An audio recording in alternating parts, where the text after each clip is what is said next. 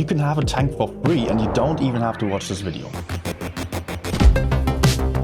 Starting April 20 to 24, you will get certificates for the T26E3 Eagle 7 just for dealing damage, and all you have to do is activating the special order in-game. Comparing T26E3 Eagle 6 to other tanks, it does not look too good, to be honest.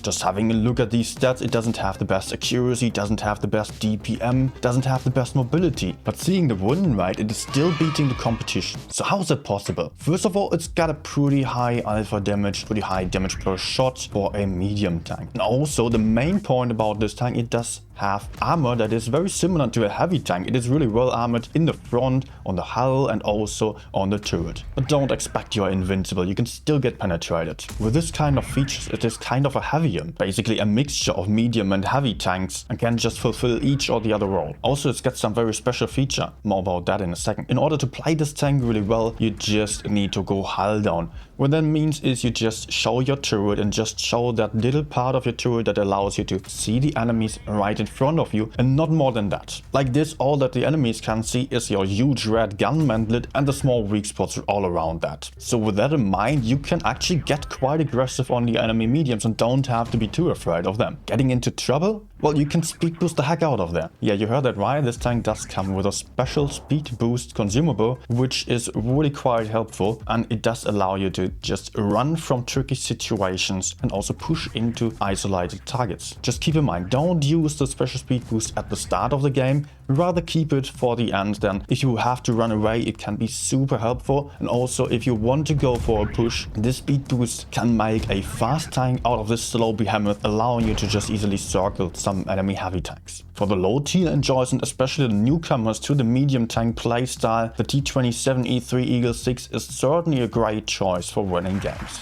But I guess you have not heard about these tips I just mentioned on my last video, so just have a look right there.